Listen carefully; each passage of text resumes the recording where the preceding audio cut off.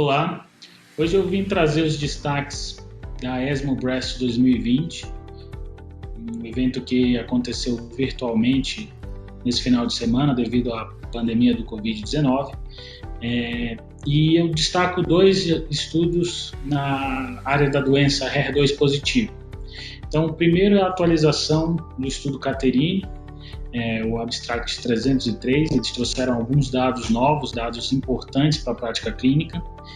O estudo Caterine já é bem conhecido, é um estudo que randomizou mais de 1.400 pacientes com doença HER2 positiva, que receberam terapia neoadjuvante e que apresentavam, após a cirurgia, doença residual.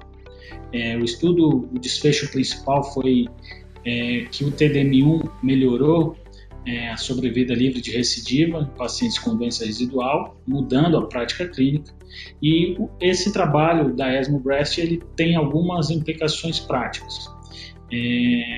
Primeiro, ele avaliou a segurança e a eficácia com relação aos pacientes que usaram ou não hormonioterapia e aqueles que receberam ou não radioterapia adjuvante.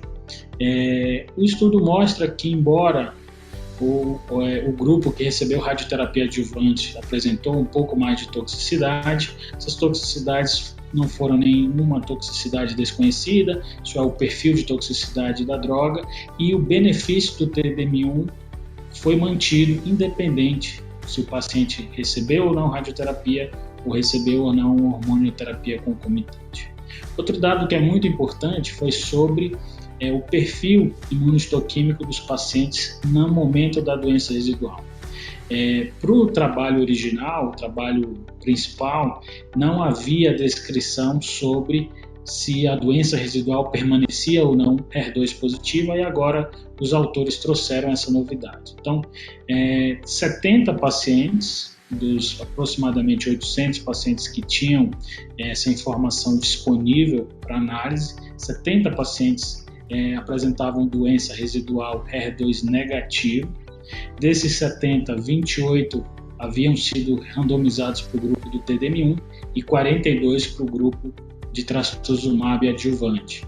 E o que se observou é que nenhum paciente do grupo do TDM1 apresentou recidivo, enquanto 11 pacientes no grupo do trastuzumab apresentaram recidivo, o que mostra que, independente da expressão de HER2 na doença residual, a conduta padrão deve ser TDM1 adjuvante. Deve haver a mudança do esquema de adjuvância. Então, o outro trabalho que eu trago para vocês é o PREDICS. O PREDICS é um estudo de fase 2 sueco. Esse estudo randomizou pacientes para 6 ciclos de docetaxel, trastuzumab e pertuzumab versus TDM1 na neoadjuvância. É um estudo interessante, foi apresentado originalmente na ASCO do ano passado e agora eles trouxeram algumas análises sobre biomarcadores preditivos de resposta patológica completa. O trabalho mostra que pacientes que apresentem uma resposta precoce pelo PET, com uma diminuição significativa de captação do marcador, apresentam uma taxa de resposta bem superior àqueles que não têm essa resposta pelo PET, então uma resposta maior que 75% de decréscimo na captação foi associado a uma resposta patológica completa muito alta, quase 70%. De taxa de resposta. Pacientes que apresentam TILs, Tumor Infiltrating Lymphocytes, acima de 10%, também apresentaram uma taxa de resposta patológica completa maior significativamente do que aqueles pacientes que não têm infiltrado de linfócitos associados ao tumor. E o que a gente já conhecia, os pacientes com doença hormônio positiva também apresentam menor taxa de resposta patológica completa. Então, esses dois estudos mostram algumas novidades, algum refinamento na nossa prática clínica e na nossa capacidade de tentar descalonar eventualmente o tratamento da doença HER2 positiva. Outro destaque que eu faço na doença HER2 positiva é uma atualização, uma análise focada nos dados do trastuzumab deruxtecan, é o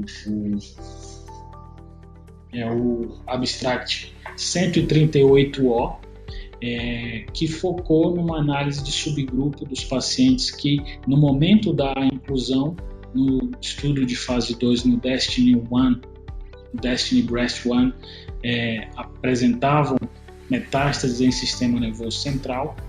O estudo mostrou que o benefício do deruxtecan foi semelhante na população com metástases em sistema nervoso central em comparação à população geral do estudo, com manutenção do benefício de sobrevida livre de progressão, sobrevida global, taxas de respostas, todas muito semelhantes aos pacientes que não apresentavam metástases em sistema nervoso central. E com uma sugestão de uma grande efetividade também nas próprias lesões intracerebrais. E por fim, meu último destaque é uma sugestão de um possível novo biomarcador preditivo de resposta à imunoterapia. Então, foram apresentados dados de uma subanálise, uma análise exploratória do SAPHIR-2, que é um estudo francês desenhado para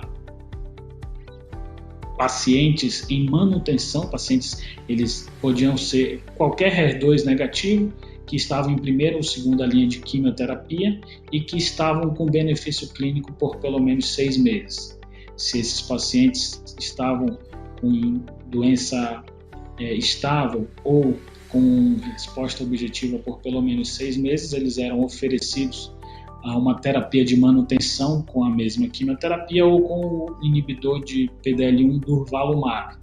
E o estudo mostrou, essa análise, que os pacientes que tinham alterações do número de cópias, ganhos ou amplificações do gene CD274, que é o gene que codifica a proteína PDL1, ou seja, quando eu tenho um aumento do número de cópias do gene que codifica PDL1, houve um ganho significativo de sobrevida para os pacientes que receberam durvalumab. Então, é uma sugestão, é uma hipótese que é gerada de que a amplificação ou aumento do número de cópias do gene CD274, que codifica a proteína PDL1, pode se tornar um biomarcador preditivo de resposta à imunoterapia no tumor de mama metastático. Existem sugestões que isso é verdade em outros subtipos histológicos, outros tipos de neoplasia maligna, então esses dados precisam ser validados, tá bom? Muito obrigado pela atenção, um abraço.